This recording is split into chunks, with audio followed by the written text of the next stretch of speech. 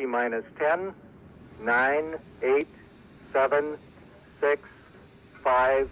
In 1977, the greatest adventure in space exploration commenced. We have ignition, and we have liftoff. Our eyes, our minds, our souls are moving out through the universe. You can only do things for the first time once. And Voyager kept doing things for the first time over and over again. 2 robots were built to be able to think and explore by themselves in the deep reaches of our solar system. None of the managers really appreciated the complexity and the autonomy that we just launched into space. Yet both missions went seriously wrong only moments after taking flight. We thought that we'd lost the spacecraft. They went on to make astounding and unexpected discoveries. When you see things that you did not predict, that's when there's the most to learn. We were just seeing that time after time. The Voyagers were the creations of NASA's Jet Propulsion Laboratory, where a brash young scientist had just been put in charge. I guess there's an obvious question, which is what about the lab itself? What about its people, its organization? Are sweeping changes imminent? His ambition was to take the next steps in exploring the solar system. Instead, he found himself struggling for JPL's very survival. And the greatest exploration was going on. It's the very time that the program was being strangled. This is a story of triumphs. I just kept saying, what's that? What's that? And setbacks. It's not there. What's all this noise? Most of all, this is a story of perseverance by people and machines struggling against forces put in their way. The stuff of dreams, beginnings of the space age. Next.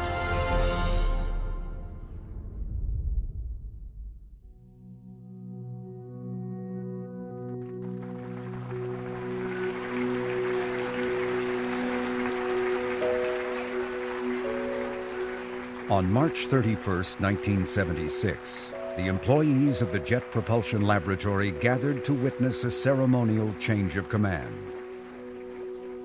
Good afternoon, and welcome, ladies and gentlemen. Presiding over the event was Caltech's President Harold Brown, who offered generous praise for the outgoing director, William Pickering. Having this large-scale open-air gathering was not Dr. Pickering's idea, but I persuaded Bill that 21 years' service could not go unmarked. No one, neither before nor since, has served in the post as long as Bill Pickering. Many JPLers had never known another leader, and he was widely admired, if not beloved. Bill Pickering was revered. He was Mr. JPL. When he retired, everybody wore Mr. JPL badges that had a cartoon image of him on it. So it was a real earth-shaking event to have a new director. Thank you. You know, it seems to me that this last couple of weeks, I have been spending quite a large fraction of my time saying goodbye to you. Of course, it's been an opportunity to think about the laboratory and what we have done. And Bruce, in thinking about the laboratory which you're going to take over, what are the initial conditions? What is the starting point for this? Well, first of all, the assets of the laboratory are these people in front of you. Pickering was a Caltech professor who had helped JPL develop the Army's first generation of strategic missiles. In 1954, he was named the lab's director. During his tenure, JPL built and helped launch the first U.S. satellite. It was only the beginning of an impressive list of achievements. JPL spacecraft were the first to touch the moon for the United States, the first ever to fly by another planet, and the first to orbit another planet. These and other accomplishments had not come easily, and not just because of technical challenges. The transition from building missiles for the Army to becoming in 1958 part of a new federal space agency called NASA had been difficult. There was often an undercurrent of tension between Washington and Pasadena. Some of the discord was personality-driven, but many disagreements derived from the uniqueness of JPL. While the laboratory's land and buildings are owned by the federal government, the staff are employees of one of the world's most prestigious universities, the California Institute of Technology. Given its academic tradition, JPLers were and remain as independent-minded as they are inventive. The same could be said of the incoming JPL director, 43-year-old geologist and Caltech professor Bruce Murray. Fix the planet and clouds that move in the planet. Murray had previously been a member of the mission that captured the first close-up images of Mars. It was one of 4 planetary missions in which he played a key role. From these events, he had experienced the lab from the inside out. Yet, in many ways, Murray was an unusual choice. His resume listed no management credentials. He was a scientist, not an engineer, and he was known as a contrarian, with a reputation for brash outspokenness. You don't know what you're going to see. Bob is unimpressed with what you're going to see there. I am too. And now in 1976, Murray's charge was to revitalize the lab and to drum up new business. For the pipeline of new missions was alarmingly thin. It's easy to run a lab, he declared. What's hard is creating the future. Pickering stepping down is an opportunity to bring in some fresh views, and that maybe the lab could use a little shaking up. Maybe it could use a little fresh breeze to kind of blow out some of the leaves in the corners. In that sense, they chose the right man in Bruce Murray, because Murray was, if anything, a fresh breeze, and perhaps a very stiff breeze. Well, good afternoon. Let me say at the outset, I don't have any more shoes to drop. That what was announced last Friday is the whole story in broad outline. 4 months into the job, Murray announced a major reorganization. He abolished positions, created new ones, moved people, and fired others. It was a bombshell for employees unaccustomed to abrupt changes.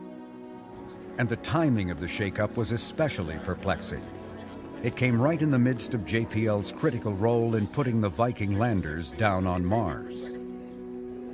Murray was very oriented towards, let's think 10 years down the road, 20 years down the road. Let's try to have a long-range plan in place so that we're not just kind of making it up year to year.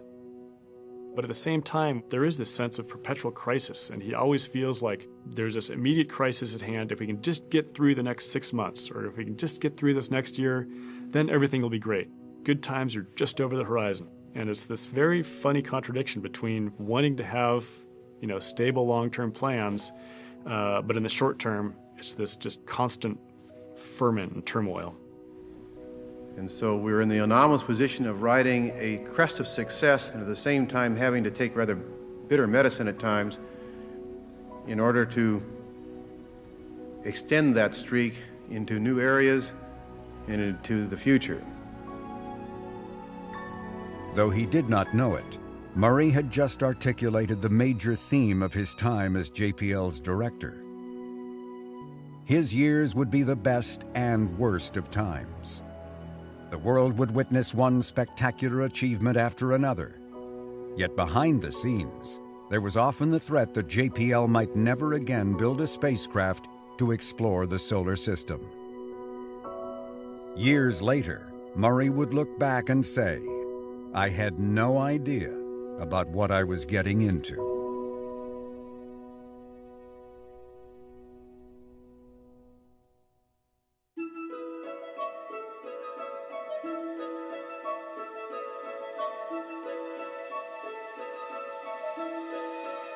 Long before Bruce Murray's appointment, it was known that it was possible to use the gravitational force of a planet to alter the path and increase the velocity of a spacecraft.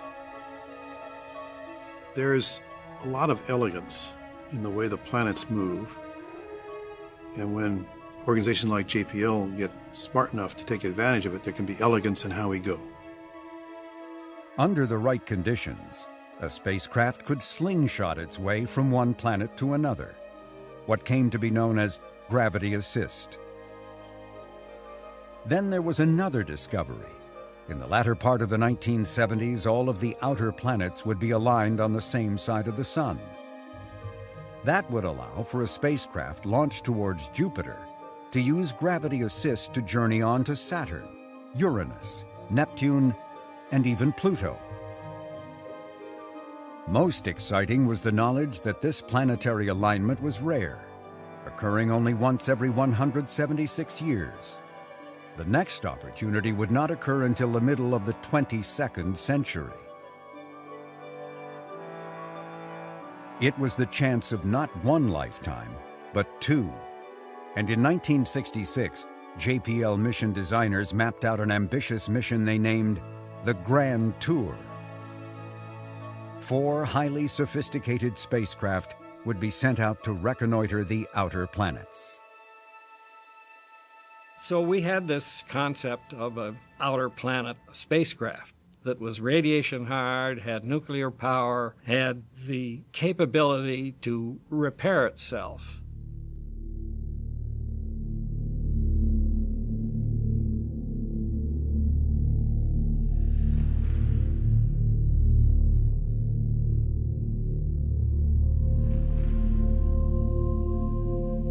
But the Grand Tour came with a grand price tag of $1 billion, the equivalent of $7 billion in today's dollars. That was unaffordable, and in late 1971, the Grand Tour was canceled. That was clearly a shock because this was the one opportunity in 176 years to do it. And so the team at JPL looked at a way to build a simpler spacecraft, a lower cost spacecraft. What was originally the Grand Tour became Mariner Jupiter Saturn 1977, with a limited 4-year goal with the possibility of continuing on if we were successful. The revised plan cost only 1/3 of the original proposal. It was a budget that NASA believed it could afford, and the agency gave the revised project a green light. At JPL, work quickly got underway to build 2 spacecraft that, while not as sophisticated as those first envisioned by the Grand Tour, were still tremendously challenging. Compared to previous missions lasting only weeks or months, these spacecraft would have to operate for years. Greater distances meant upgrading communications to transmit commands and receive data from the 11 science instruments carried on board. And a new energy source was required, small power plants that generated electricity from the natural radioactive decay of plutonium. The greatest challenge was making the spacecraft highly independent and self-sufficient. They were intended to be the smartest robots ever created, designed to think and act on their own. This spacecraft, more than anything else, required it be really intelligent and autonomous. It had to diagnose itself. 2 master computers, 2 brains, all the time. This one's running the spacecraft with all the software. This one over here is in parallel keeping up with it. And if necessary, and something goes wrong, the first thing you do is switch brains. The concept of redundancy was applied throughout the spacecraft. The result was a machine with 5 million electrical parts. In the midst of development, there was disturbing news for each of them. NASA's precursor missions to Jupiter and Saturn, Pioneers 10 and 11, discovered that Jupiter was surrounded in intense radiation that could easily fry unprotected electrical circuits. So we got into trying to struggle with that really, really hard, designing shielding and spot shielding and box shielding and going through the whole system with a fine-tooth comb, we'd already committed to the design, and now we realize that we got a radiation environment, and now how are we going to deal with that? And then there was JPL's determination to build a spacecraft capable of reaching Neptune and Uranus, a goal not openly discussed. We had to be very careful that we did not expose what we were doing in a way that appeared that it was unnecessarily driving the cost of the fundamental mission. And so most of it we, I think, honestly rationalized was risk reduction in terms of reducing the risk of the Jupiter and Saturn mission. But in so doing, it also enabled the capability that we were going to require to go to Uranus and Neptune. Even before becoming the mission's second project manager, John Cassani was scheming about ways to get to Neptune and Uranus. He had taken part in a minor engineering conspiracy that would have major and literally far-reaching consequences. While I was in the division, we came up across the fact that our sun sensors were going to be marginally operative out just past the range of distance of Saturn. And so we decided in the division that we would take it on ourselves, even without talking to the project manager, to change the design of that sun sensor by adding a little operational amplifier. It wasn't a big change, but still we had to do something different. But making that one change would guarantee that the sun sensors would work out beyond the orbit of Neptune. Cassani also thought the spacecraft were so special that they were deserving of a new name. He advocated, and NASA agreed, to call them Voyager 1 and 2. Another decision Cassani made was to no longer hide the fact that an American flag would fly aboard the spacecraft. In the early days of the space race, when the odds of success were low, touting the stars and stripes had been officially frowned upon. We had developed a clandestine practice of sewing flags between the thermal blankets of spacecraft. We didn't advertise that. Nobody knew about it for the most part. I decided to get this out in the open. This project here represented not just the efforts of the people that worked on it, but this was an American enterprise. I mean, we had contractors from all over the country. We had taxpayers in every state that had contributed to what was here, and so it was an American product. That's what the flag was meant to symbolize. Made in America, that's what that was.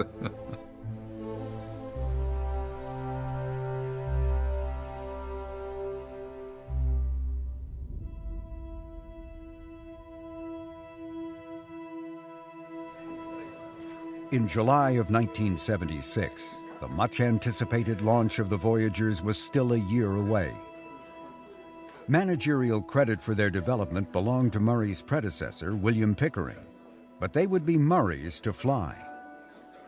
The same was true for the two orbiters that had just ferried the Viking landers to Mars to search for signs of life. They had been built on Pickering's watch. Before becoming director, Murray had been a critic of this mission, believing the technology did not yet exist to identify the signatures of life. But now he saw the landings as a public relations bonanza to build support for the next missions he wanted to fly. That was becoming harder to do, for the days of unwavering support from Congress were now just memories. I can remember in 1965, after Mariner 4, when we went back to Washington, and Bob gave the presentation to President Johnson, and I ended up presenting it to the House and into the Senate Space Committee. And the senator from Mississippi, Senator Stennis, was chairing the sessions. And so I went through the little play with these pictures, which most of you must remember. Looked a little bit like moldy wallpaper, but anyway, we drew some profound conclusions from them. And it was over, and as I was going out, Senator Stennis got up and said, "Son, I didn't understand a word you said, but it was great." Well, I think you realize that those days are over where the achievement alone appeals to this nationalistic rivalry with the Soviets.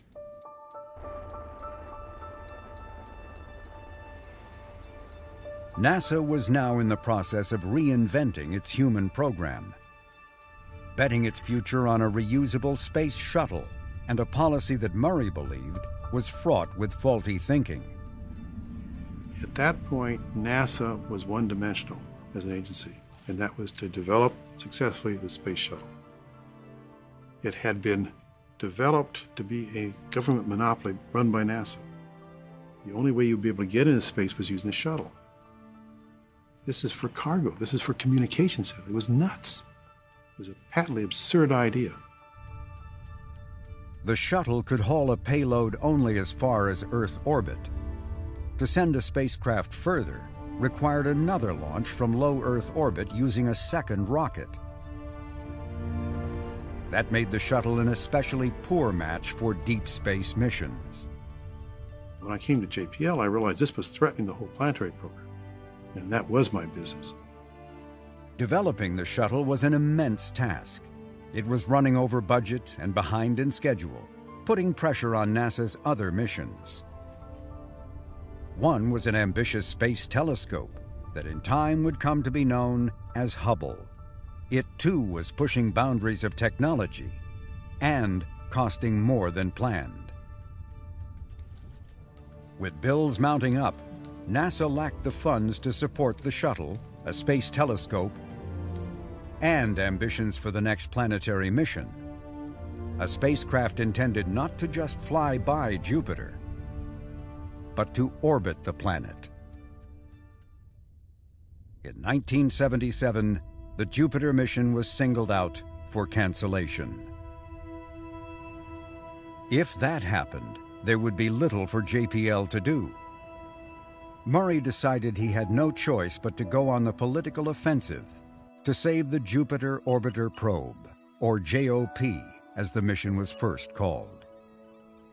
I undertook a personal political mission to go to Washington and deal with it and organize an attempt to beat the chairman of the Appropriations Committee on the floor of the House in order to get JOP in.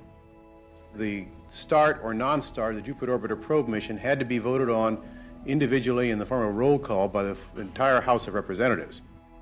We marshaled all our forces, got help from lots of different quarters, and when all the smoke cleared, we actually beat the chairman on the floor with an up-down vote on this mission.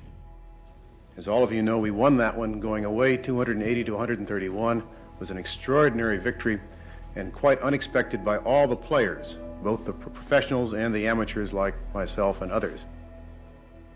Well, that's good news, in the sense it's a victory that, David beat Goliath. It really was. And that's how the newspapers picked it up. But Goliath isn't really dead. Murray's campaign was a brazen move that infuriated the leadership of NASA and members of Congress. But he may have been emboldened by something that wasn't publicly known for years. Earlier in 1977, Jimmy Carter had become president, and that spring, Carter's science advisor had asked Murray to become the next NASA administrator. Murray, lacking the temperament to cope with bureaucracy and being no fan of the shuttle, made it clear he was not right for the job. Besides, from JPL's mission control, one of the greatest adventures of all times was just about to have its first encounter, and Murray would be at the helm of it. What job could be better than that?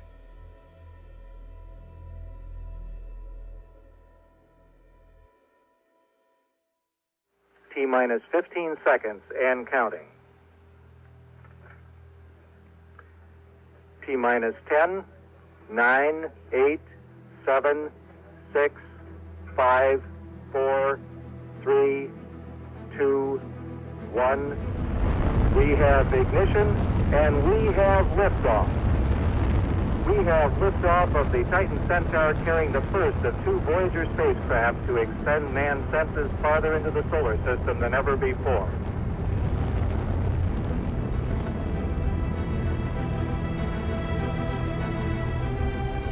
Although launched first, this spacecraft was named Voyager 2 because its less efficient trajectory meant it would arrive at Jupiter and Saturn after Voyager 1. Voyager's programmers had taught the spacecraft that if it sensed anything unusual, to switch to backup systems, And that's exactly what had already occurred. Engineers call this fault protection. The fault protection started doing its thing, reconfiguring the system. We're still attached to the launch vehicle. It's in the early stages of its flight, and the first thing we see are the gyros being swapped. Gyros provide a sense of balance and orientation, and Voyager 2's gyros believed something was wrong. That was because JPL engineers had not prepared Voyager for how rough a ride the launch would be. The launch vehicle, as part of its powered flight, went through a roll. And the spacecraft would never have done that on its own, so the spacecraft thought that was a fault. I think there were 6 or 7 different states that it went through in trying to correct the fault. Well, soon I can't have 2 gyros fall. Must be a computer that has failed. It switched out. We had redundant computers, so it switched out computers. Well, it can't have been that. It must have been something else. So it went through this whole sequence of trying things, and we thought, holy mackerel, this spacecraft looks like it's going bonkers. And we thought that we'd lost the spacecraft.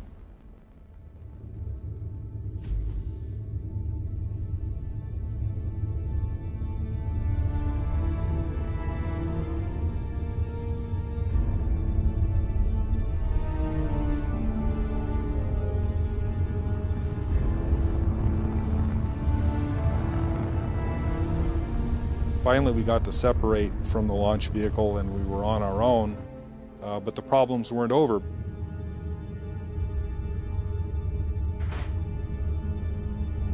The boom holding science instruments appeared not to have locked into place.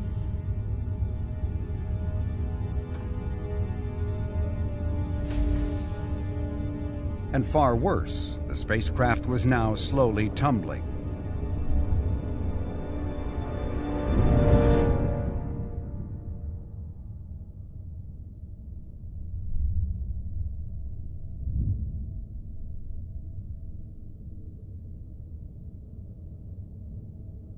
A last-ditch suggestion was made to stop the computer and reboot.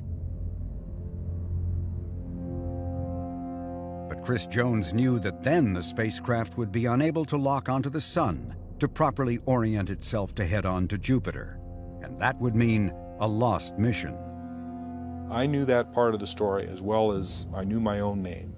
And when I heard the recommendation come from Pasadena that let's send that to air, I knew instantly that that was the wrong thing to do. Now, I had to convince people who were still mystified as to why anything was happening. But I think Glenn believed in me, as did John, that we shouldn't do that, and so that was the decision that was made.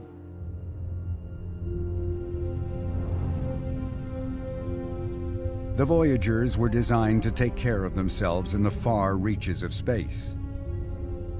No one thought the first test of its ability to survive on its own would happen in the early hours of the mission. But that is exactly what it did. After swapping thrusters, gyros, and finally the computers, Voyager 2 stabilized. But another hour passed before the sun sensor locked onto our home star.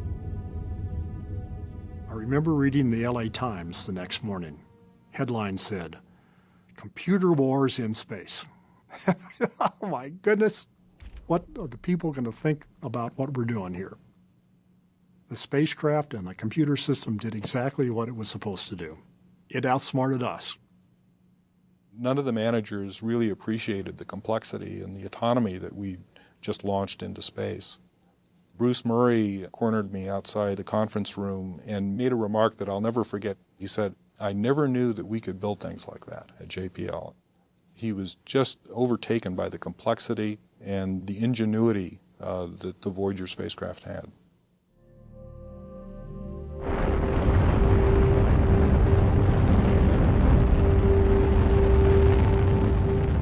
Two weeks later, the launch of Voyager 1 had its own scare.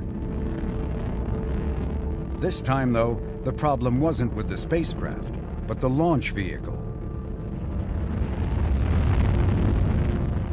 The first stage Titan underperformed, requiring the computer aboard the second stage rocket to compensate with a longer burn. When this second burn ended, placing the spacecraft on its trajectory to Jupiter, only 3.5 seconds of fuel remained. 3.5 seconds had separated success from failure. These near-fatal events, in just the first minutes of flight, were hints of what was still to come for the Voyagers.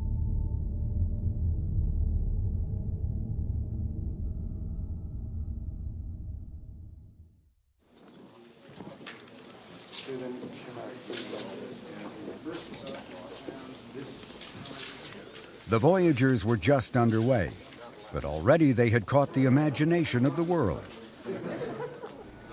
England's Prince Charles was only one in a long line of dignitaries, celebrities, and politicians wanting to take part in the Voyagers' adventures to the outer planets from Mission Control in Pasadena.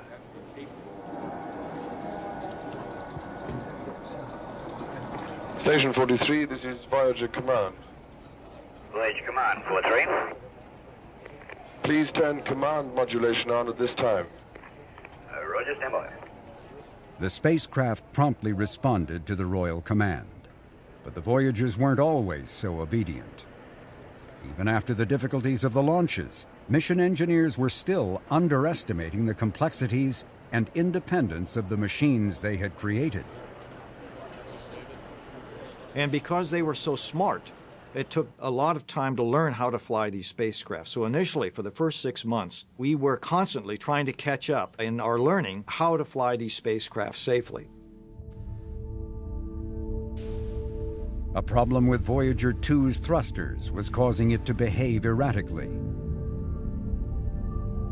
And then an issue cropped up with Voyager 1. Its scanning platform that moves the spacecraft's camera and other science instruments was refusing to budge. Engineers became so focused on fixing this problem that they neglected to send a routine but vital transmission to Voyager 2. We did not send a necessary command to the spacecraft, and it thought its receiver had failed, and it switched to the backup receiver, which had failed. Through inappropriate actions by the ground system, we lost one of the Voyager 2 receivers. Fault Protection stepped in again and saved the day there. For 7 days, all contact with Voyager 2 was lost. But after the week passed, the spacecraft switched back to its partially functioning backup receiver, as it had been programmed to do. But relief that contact had been reestablished was tempered by knowing that for the rest of its life, Voyager 2 would be essentially tone deaf. To hear instructions from Earth would require special frequency adjustments. And should the backup receiver fail, Voyager 2 would be unable to receive any further commands, and the mission would be lost. Lab management was concerned at the ability to fly these two spacecraft, number one, for their complexity, and two, the fact that many of the talented people that had participated in the design were now off the project. After finding a solution to Voyager 2's receiver problem, the engineering team went back to tackle the stuck platform on Voyager 1. It seems like the more commands we send, the easier it seems to move, like it may be slowly working through whatever. The next concern was enduring the intense radiation surrounding Jupiter. Flying too close to the planet for too long could be fatal for the Voyagers. We knew we wanted to go by Io, so we had to have one close pass of Jupiter and take a dose. Radiation was only one of many considerations in deciding what corridor through Jupiter and its moons the Voyagers should take.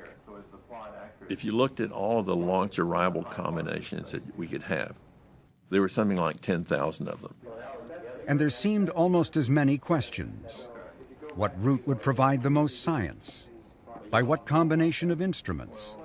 How close in could the Voyagers fly and still survive?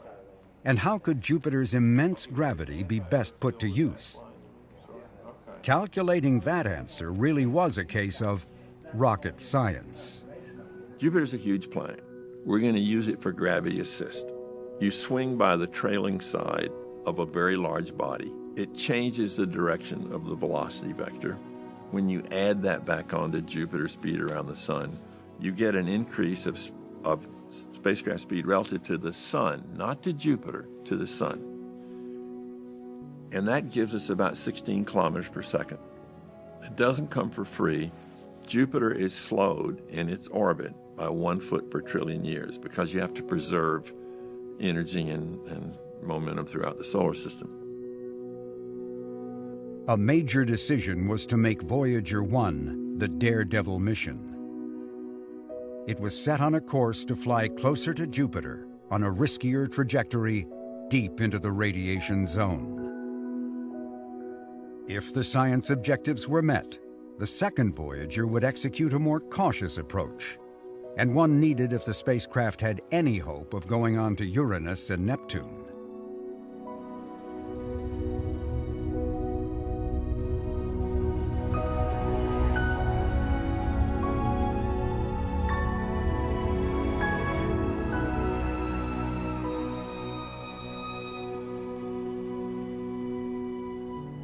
The pictures that are transmitted to us from the spacecraft come down in the form of black and white photographs. Different pictures, however, are taken through different color filters, and in certain circumstances we've combined them to make a full color picture. Here's an example of one of those. Again, it shows the great red spot. It was taken about a series of pictures taken a few weeks ago. That was the most exciting time in my life, and I remember those days as if, they're all just, blazed into my head. Every day you're getting closer and closer to something you'd never seen before, that kind of detail. So every day you were learning something new. Right. Now, how do you interpret that? This was the first time that we'd seen time-lapse movies. We'd take one frame every 11 hours. And the rotation movies were neat because you'd see the planet rotating, but these zoom movies were really amazing because you'd sit there over one spot and just watch these structures, these storms, the red spot, and all these other things kind of evolve with time. And that was a really amazing thing. And there was so much activity going on there. These cyclonic and anticyclonic flows, these creation of clouds and this disappearance of clouds and this incredible storm, which was the Great Red Spot, and this thing just whirling around as you're watching it.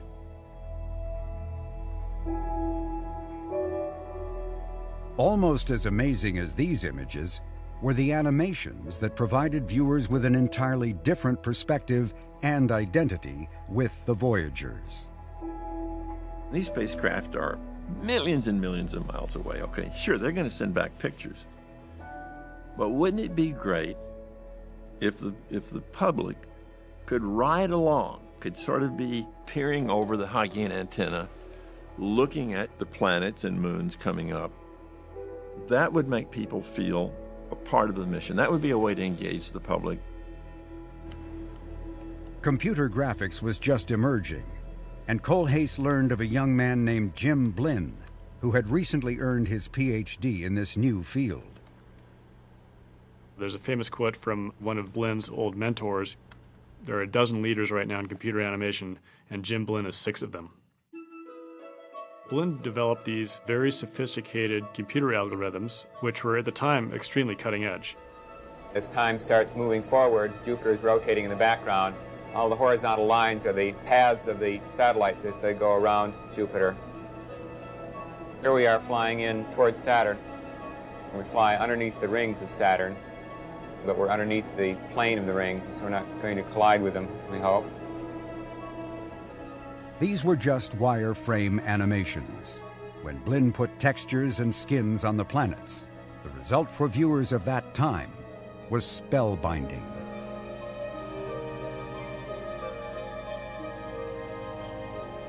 All of a sudden, they started getting this tremendous feedback about these fantastic animations that let you actually see what the spacecraft is doing as it zooms in towards these planets and their moons. So these computer animations were a great hit and actually contributed to this tremendous public response to the Voyager encounters. Pretty soon you have these people from Hollywood coming up to JPL to get demos of this new animation software that Blinn had developed. And then they go back and say, we can incorporate this into our movies. Over time, computer animation makes greater and greater inroads into Hollywood. And of course now, anytime you step into a movie theater, you're going to be bombarded with these CGI effects, computer-generated images, which trace back to what Jim Blinn was doing here at JPL in the 1970s for Voyager.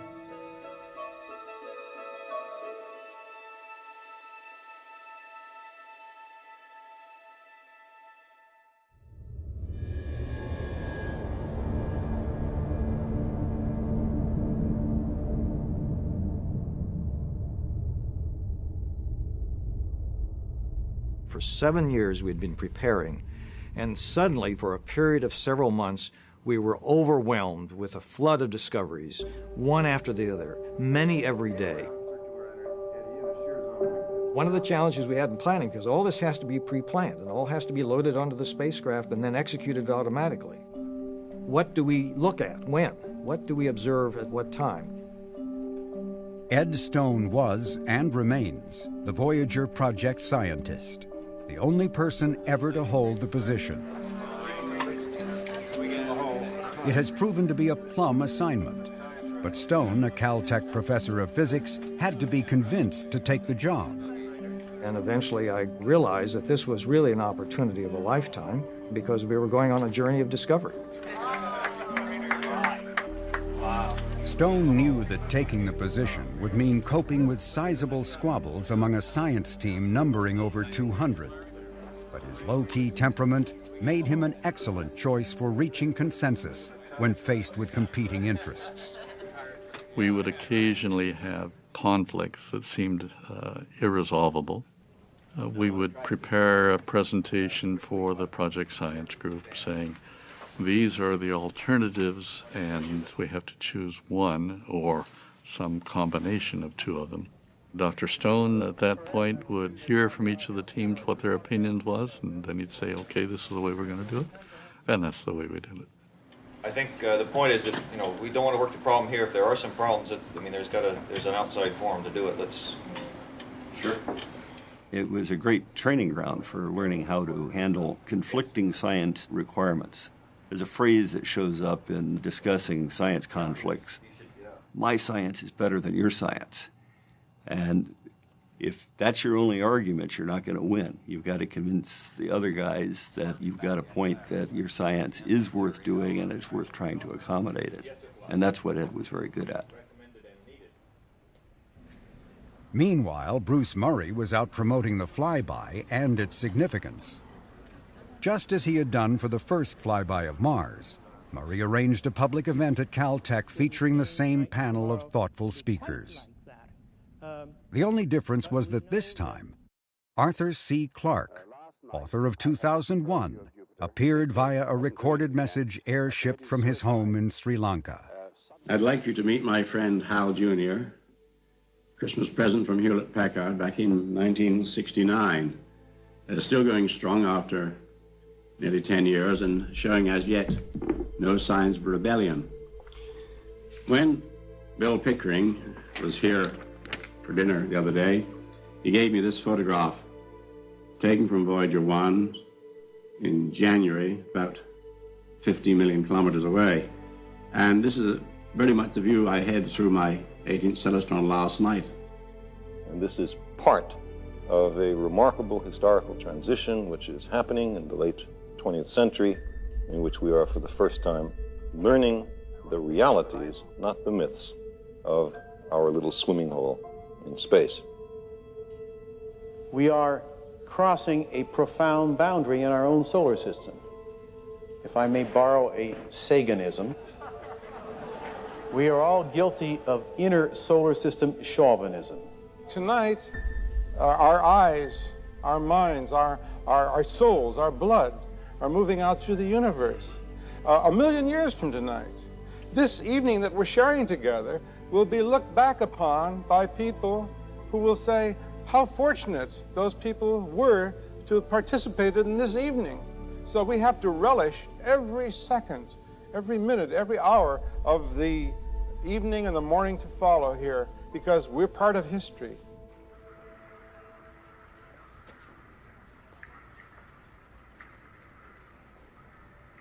I remember being in the ops center at the first Jupiter encounter and seeing these pictures returned in real time, an image every 42 seconds, downlink from the spacecraft, at these odd-looking worlds. Just blew us away. And I really experienced the sense of discovery.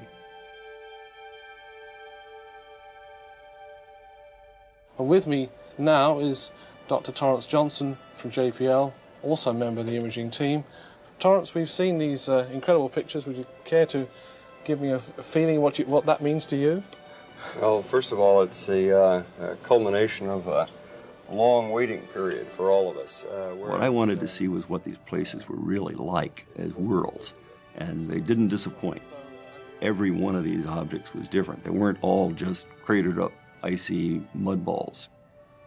Callisto was the one we got a good look at first. It looked sort of like what everybody thought outer planet satellites ought to look like. It's kind of a dark surface with some bright spots on it that we knew were ice, and craters every place. Ganymede really started getting our attention because there were places on Ganymede that looked just like Callisto. But then there were places where that surface had been replaced by bright grooves and bands and a much brighter ice.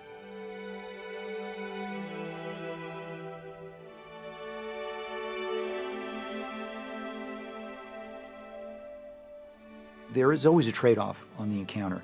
And it turned out that the trade-off for the first encounter was not getting a very good close approach of Europa. Almost certainly has a global ocean. We didn't know that at the time. So there was a real mystery as to what the surface was like. As we approached Io, we saw an object that looked unlike anything we had ever seen before. In fact, we have not seen anything like it since. We did not understand what we were looking at all. It was so different than anything we had imagined. And it was only as we were flying by Io that a navigation image was taken, that is, an image taken with a deep exposure to find the stars in the background, that a navigation engineer, Linda Morabito, noticed that there was this large plume off the limb of this little moon of Jupiter. From the center of the satellite, we look out in all directions, and knowing the surface reflection characteristics of the satellite, we can in fact convolve what we expect the shape of the drop-off of the limb to be with the actual data. And where the convolution has a peak response, that is where, in fact, the edge of the satellite is.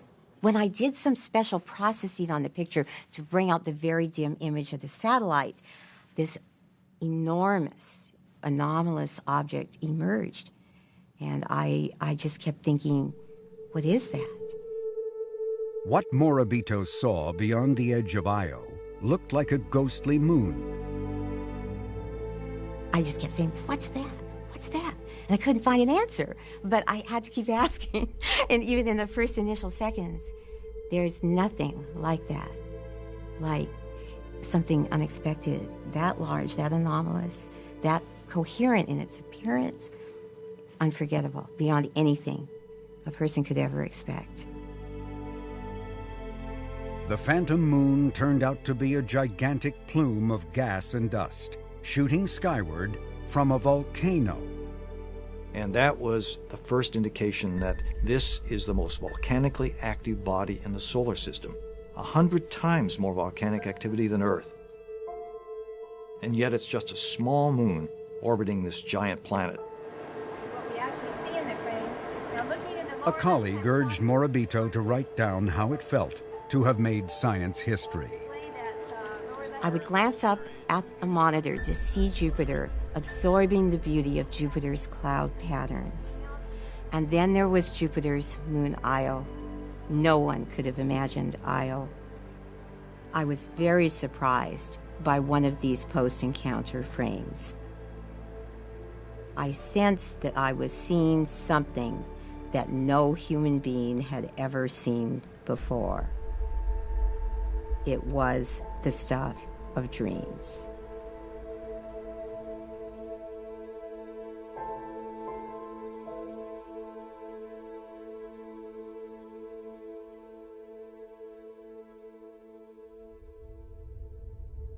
Four months later, it was Voyager 2's turn at the giant planet. This second look at the Jovian system featured a much closer flyby of Europa and a 10-hour volcano watch on Io.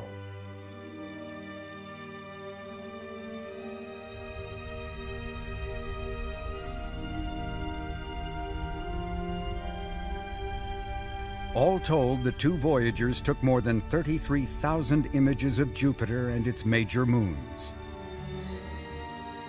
What these images and the other science results revealed was an exotic system that was not only vast, but beautiful, and almost beyond imagining.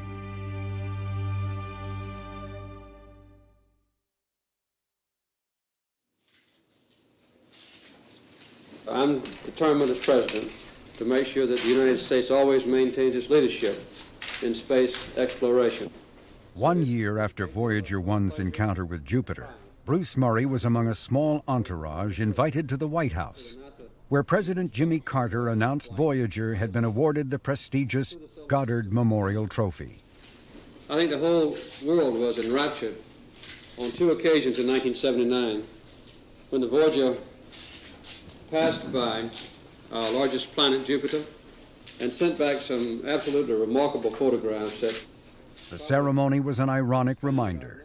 Despite a claim for planetary exploration that reached all the way to the Oval Office, the pipeline for future planetary missions was meager, as were prospects of keeping intact JPL's skilled workforce. JPL had built up this expertise over decades, and some of that expertise was acquired quite painfully over many years, and then to just see that walk away and go out the door was a very painful prospect for the lab's leaders, including Murray. To keep the doors open, Murray began diversifying the lab's technical portfolio by addressing national needs in areas like energy and transportation.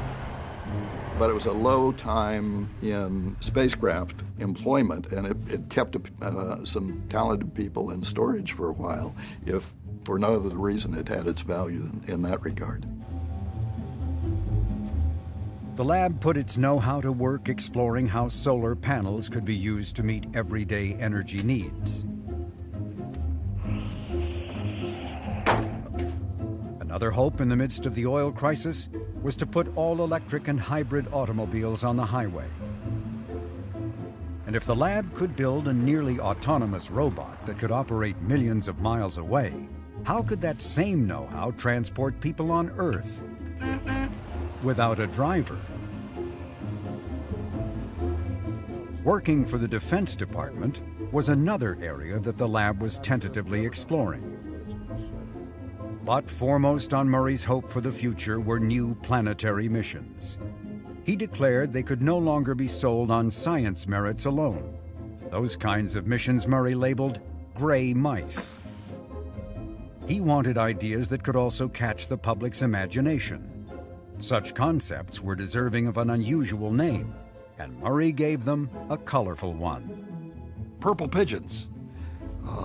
And purple pigeons are the exact opposite of gray mice, right? You know, and purple pigeons also have the unfortunate element of not always being believed if you see one. The pigeons included a rover on Mars, mapping cloud-shrouded Venus with radar, landing probes on Saturn's moon Titan and Jupiter's moon Ganymede, using ion propulsion to visit asteroids, bringing back to Earth rock samples from Mars, and Murray's favorite, rendezvousing with a comet. And not just any comet, but the most well-known of them all. Bruce right away realized this was a very purple pigeon, and if you could really rendezvous with Halley's Comet, a once-in-a-lifetime opportunity, the government wasn't going to turn you down on that. NASA was definitely going to get approval to do that kind of a mission, whatever it cost. The original idea for a mission to Comet Halley was the deepest color of purple. Solar sails were to be unfurled from the space shuttle spanning half a mile. Nothing even remotely like it had ever been flown. How compelling an idea it was. I mean, the idea is basically impossible as we understood it. Bruce loved the solar sail. He just thought it was romantic and really kind of a landmark in human history. A mission to Comet Halley became the cornerstone of Murray's roadmap for the future. So was the idea of creating a national advocacy organization to drum up support for planetary exploration. A highly unusual decision for someone running a major NASA facility. To create the group, Murray teamed up with his longtime colleague Carl Sagan. What they needed was someone to run it. So one day Bruce calls me into his office and says, so what's new? And so I start one sentence, and of course he cuts me right off and says, let me tell you what we're thinking of here. Lou Friedman was a standout maverick among a sea of them at JPL. This engineer from the Bronx had once led a small group of JPLers who, on their own and without management's knowledge, had tried to sell not one, but a batch of missions directly to Congress and the White House. And we didn't have any permission to do this, but we didn't know we needed permission either. You know, why can't you just call up somebody in the government and go to see them? When Murray heard of this escapade, he had to be talked out of firing Friedman on the spot. But the episode left a clear impression that Friedman was not to be counted among the gray mice. His unorthodox style was just the quality Murray wanted in a new role. And that's what led to the development of the Planetary Society. The three men began patching together a network of grassroots support for exploring the solar system, just as a new president of the United States, with a very different agenda, was taking office. Just ahead was Murray's greatest crisis, and it would all take place as the two Voyagers swept through majestic Saturn.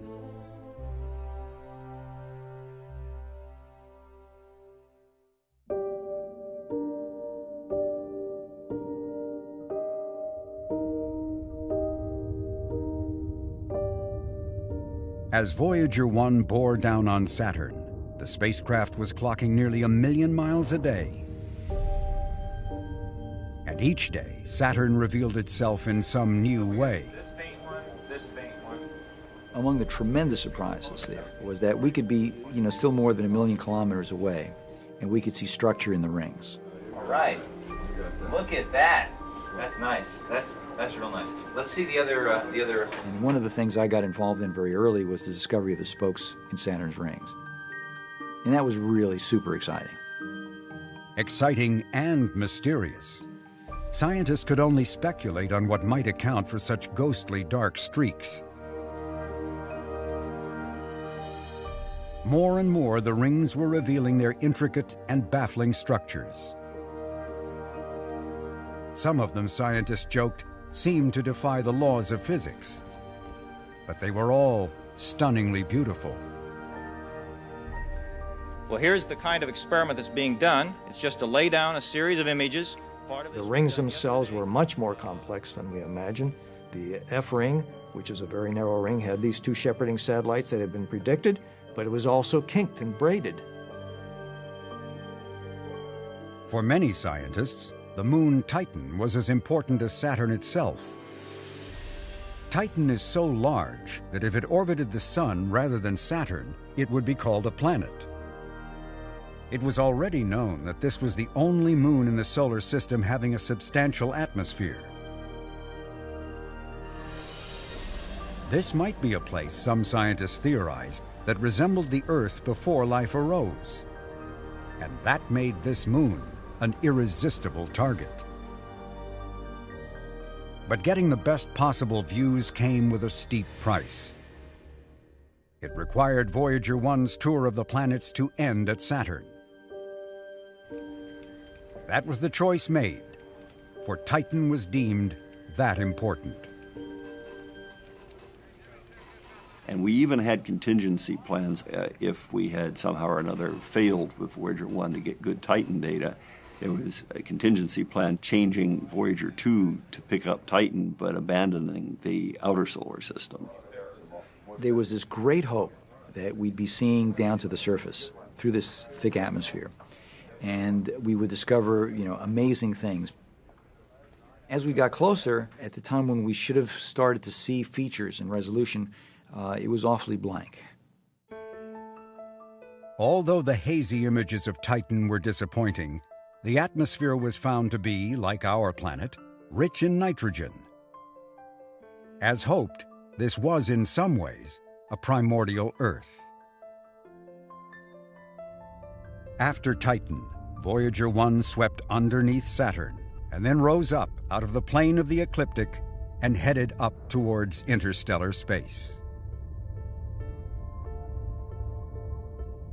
9 months later, Voyager 2 took its measure of the Saturnian system.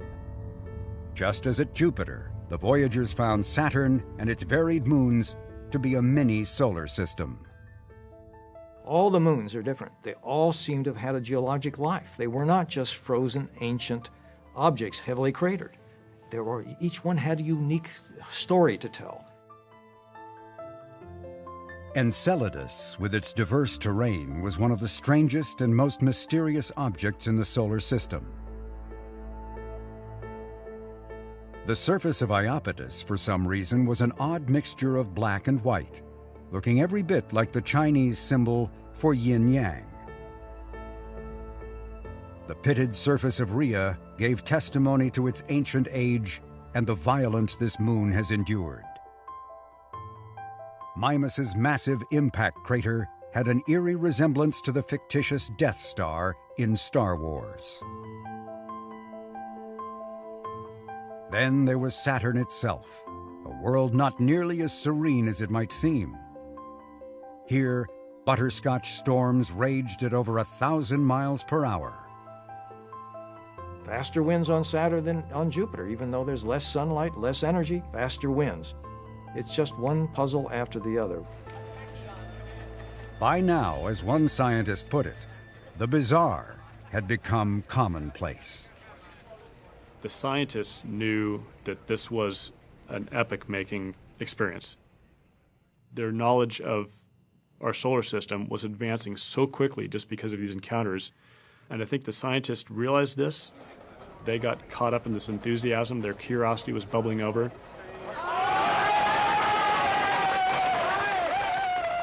I think that ultimately is also part of what drove the public response, that the public sensed the scientific excitement.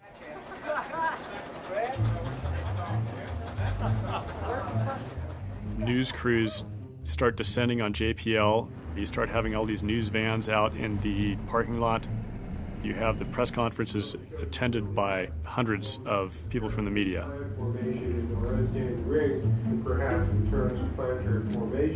One can have gravitational instabilities where rings... Which was something I think that you didn't see previously for a lot of scientific events. I think that's fairly safe to say. Normally, my experience had been getting press attention and wanting to tell my story. In this case, the press wanted us to tell the story. They had become, in a sense, kind of space junkies. They liked the space program, they knew about it, and they became, in a sense, almost fans of JPL. What is the albedo of clean eyes that is not exactly purely clean eyes and not exactly dirty eyes? 2 rows back, please. Do you have a rough handle on what the orbital period or velocity of a theoretical moon in the Cassini division would be? In the second row here, there's been a hand up for some time. We seem to be losing the distinction between small moons and large ring particles. And I'd like to know if anybody is able to come up with a definition now of which is which. Those of us who like to count moons are starting to get worried.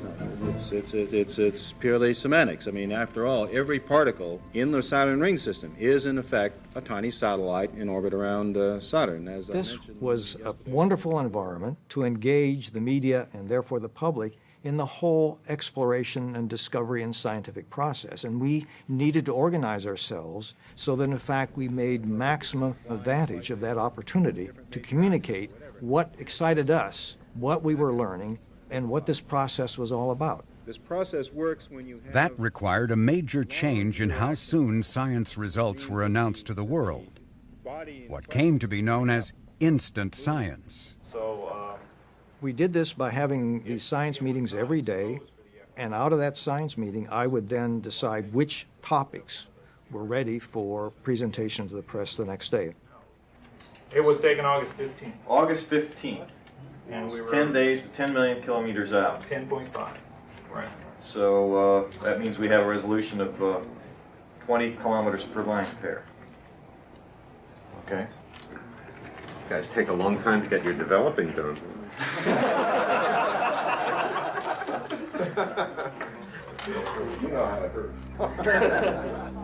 But not all had gone well. When Voyager 2 emerged from behind Saturn, more pictures were expected. Instead, scientists and engineers were surprised to see only static on their monitors. It's not there. It's not there. Hundreds of reporters have been here at JPL. That's the white. That's the white. What's all this noise? I don't know. The Voyager 2 scan platform has developed a problem. This platform is articulated in two dimensions, in the azimuth or rotation dimension, and at some point I'll go down and show you how that works. But basically, hoping to get as much data as possible, scientists had worked the scan platform holding the cameras so hard that it froze, refusing to budge. I was probably responsible for cramming in about as much as we could possibly fit. Here we were looking away from Saturn, all of this good science time going to waste because we couldn't point the cameras at the things that we wanted to look at. See, right now we're attempting to send up a CCS load, a block of instructions up to the spacecraft. And we're having some trouble doing it right now. There is not sufficient time to, even though the platform appears to be working better and better, to certify it in a way that would allow us to let the sequence issue azimuth and elevation slews. I finally suggested if we could just swing the platform very slowly in a way that we know it'll work back toward the planet, we could at least keep it pointed there and collect data on the planet and on some of the moons during the time period that they were figuring out what the real problem was. They tried it, it worked. We got a lot of data that we would not have gotten otherwise. I'd like to show you this first image. It's kind of special in that we had thought that we had lost all of the extremely high-resolution data on Tethys. Well, this was acquired several hours after the scan platform problem occurred.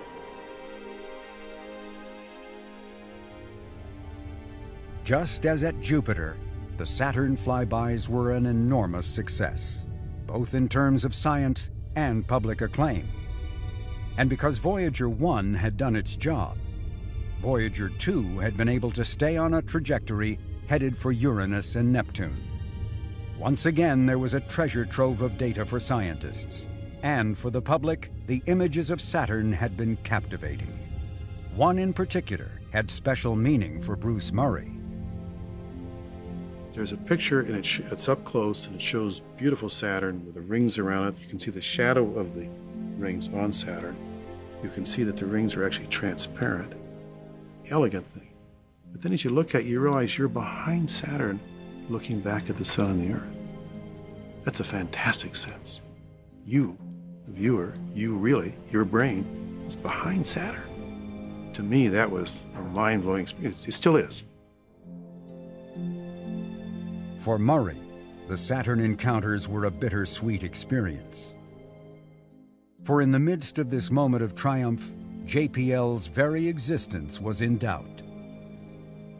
It would be the worst crisis in the entire history of the lab.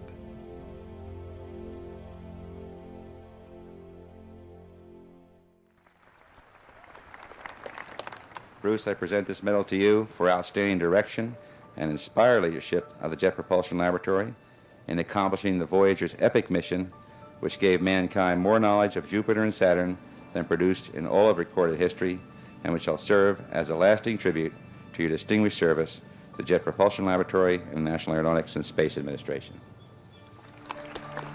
Bruce Murray was one of many honored by NASA between the two flybys of Saturn. That's right. For many who were at this JPL event, what's remembered most were not words of praise, but an unexpected message by NASA's new second-in-command, Hans Mark. Hans Mark basically said, you ought to look for some other sponsors because NASA can't afford you anymore. As a youngster, Hans Mark and his family had escaped from Nazi Germany. He had experienced the Battle of Britain when London was attacked by bombers and V-2 rockets. Making his way to the United States, Mark became a U.S. citizen and later a nuclear physicist whose expertise was the effects of atomic blasts. He went on to hold an impressive array of government positions, serving both Democratic and Republican administrations. Mark had been director of NASA's Ames Research Center, Undersecretary and Secretary of the Air Force, and director of the National Reconnaissance Office. He also could have competed with Murray to run JPL, but he took his name out of consideration. Planetary exploration, Mark thought, would not be an ongoing priority for the nation. The future in space, he believed, belonged to the shuttle, if there was any future to be had at all. For his overriding concern was a nuclear confrontation with the Soviet Union. 2 weeks ago, I attended the commencement exercises at Yale University, where my son was graduating. It was a beautiful day, and our distinguished guest here today, Professor Carl Sagan, was the principal speaker. Carl built the theme of his very eloquent address to the graduating seniors about two things that he considered to be the most important that had happened in the 4 years that the graduates were at the university. One was the fact, ladies and gentlemen, that 1,000 new nuclear warheads had been added to the world's inventory of weapons.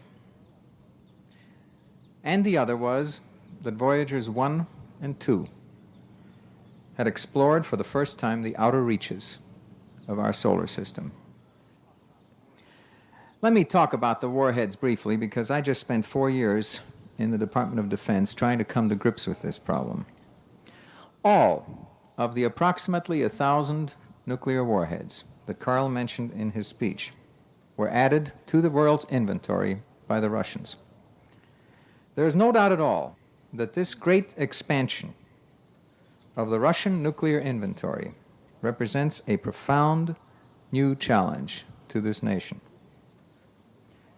Exploration is one of the measures of the worth of a society once its survival is assured.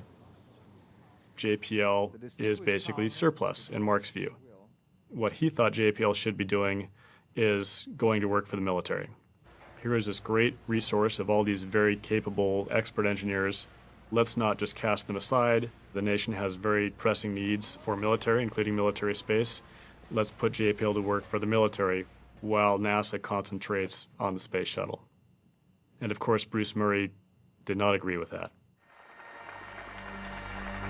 But Hans Mark's views reflected a new White House. Ronald Reagan had won a landslide election just weeks after the Voyager 1 flyby of Saturn.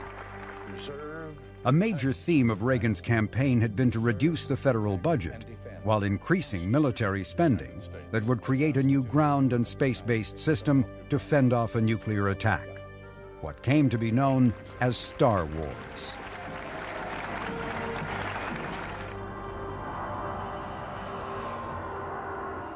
These policies put more pressure on NASA as it worked to get the shuttle flying, and a huge challenge for James Beggs, Reagan's choice to run the space agency. Without enough money to go around, all planetary missions were now at risk. But Beggs had no wish to be remembered for ending the first explorations of the solar system. His requests to meet with White House officials to make his case for more funding were met with silence. Then Beggs tried a different tactic. Beggs kind of pushed that back at the White House and said, okay, if you want to cut from our budget, we're not going to make the cuts. You're going to tell us where to cut. You're going to set the policy. And if you say that we have to have these cuts, and these cuts mean sacrificing JPL, which is a major institution in California, which is Reagan's home state. Then go ahead and make that cut. But we're not going to make that cut. You're going to make that cut if you're forcing these decisions on us. Already, missions to study the Sun and Venus had been eliminated. The Jupiter orbiter, now renamed Galileo, was in danger of being canceled. And the press was reporting that the Voyagers might be turned off, never to be heard from again. If that happened, there would be no need for the world's only deep space communications network. It would be dismantled. The Planetary Society launched a letter-writing campaign directed at the White House, to no effect. Thousands of unopened letters were simply passed on to NASA for a form letter response. Murray next decided to take a different, more cordial approach. If White House decision-makers were to experience firsthand the thrill of Voyager, witness the press support, and sense the public's enthusiasm, that might change their minds and save planetary exploration. Murray succeeded in getting Ed Meese, Reagan's close friend and a presidential advisor involved in space policy, to come to the second Saturn encounter. Inside Mission Control, as data from Voyager 2 streamed back to Earth, Murray made his pitch. Why would America relinquish its leadership in deep space to the Russians? For what earthly reason should the United States give up the chance for Voyager 2 to explore Uranus and Neptune for the first time ever? And still ahead was the opportunity to visit for the first time a comet. A mission to Halley's Comet would attract the attention and praise of the world. And that idea had already caught on with the media. Jules? So as I understand it then, Mr. Beggs, you're saying that if the mission makes sense, if Bruce and his team can prove to you a reasonable chance of our spacecraft bringing back a sample, you will do the Halley's Comet mission. Let me. No, I didn't quite say that. No, I can handle this. Jules, don't give me too much help. Jules, if you're looking for an announcement, you're not going to get it. Follow-up question, though, Mr. Beggs. The decision about Halley's Comet came 4 weeks later, and then there would be no laughter, and no mission by the United States to the famous comet. Murray took the news hard. He later called this moment the lowest point in his life. There was a special irony at JPL, and a special irony for me personally, since how deeply I believed in planetary exploration. And the greatest exploration in the 20th century, certainly, and maybe since Captain Cook, was going on. It's the very time that the program was being strangled to not be able to have launches for a long time afterwards. And so the contrast between those two was personally very difficult for me. As a beginning, let's review what I call Black September, which was it was a bad month. It was only in literally just a month after the Voyager encounter at Saturn. The first thing, the very bitter pill, was we were unable to get the U.S. Solar Polar spacecraft restored. We were at the same time trying to get the Halley Intercept mission introduced into the budget, and that was also unsuccessful. So that was a very, very disappointing period. But then there were all these rumors in the newspapers. The DSN was going to get shut down, perhaps. Voyager was going to be silenced. We were going to send a lobotomy command to it. Galileo was going to get canceled. There was even a question whether JPL's status as a NASA center was in jeopardy. And there were going to be massive layoffs, or the concerns about that. So I guess the question you should ask, and certainly one I ask, is what the hell's going on here? And you have to read something into that the United States is backing away from being number one in deep space. After recounting Black September, Murray went on to put the best face he could on a major announcement. And we're on a new trajectory now. And JPL is changing with it, and it must. JPL must evolve. Hans Mark had been urging Murray to forge a strong partnership with agencies responsible for U.S. intelligence satellites. But Murray chose a different path. After getting Caltech's approval, he struck an agreement with the Army to develop battlefield coordination systems, work which he believed would be less classified and would have less of an impact on the lab's culture of openness. And what I got the support for was to increase the fraction of work at JPL for the Defense Department from its current 6% to perhaps 30%, a significant one. Taking on defense work was exactly what Hans Mark had been pressuring Murray to do. In his memoir, Murray put it this way: Mark's vision of the future was coming true, and I had become a character in it. The climax to this drama came when Mark returned to JPL with a blunt message. In a meeting in front of the lab's senior leadership, the NASA deputy administrator took Murray to task. He declared that Murray's obsession with planetary missions and stubborn reluctance to embrace defense projects had put JPL at great risk. Murray was stunned by the public dressing down and what was a blunt, unmistakable message of no confidence. They wanted you to support the program. Loyalty above judgment. Ever heard that before? Good morning. 3 months later, on April 2nd, 1982, on the 6th anniversary of his directorship, an emotionally exhausted Murray addressed the laboratory.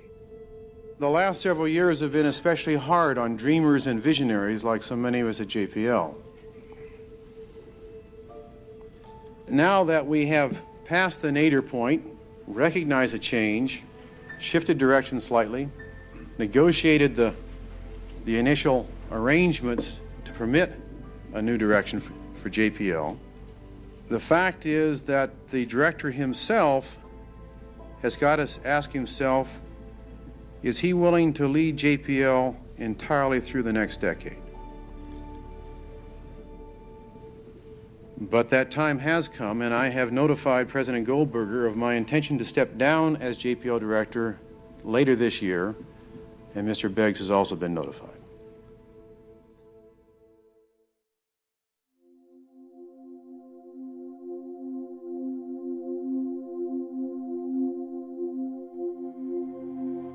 After announcing his resignation, Bruce Murray stayed on another 3 months, but left JPL before his successor was in place.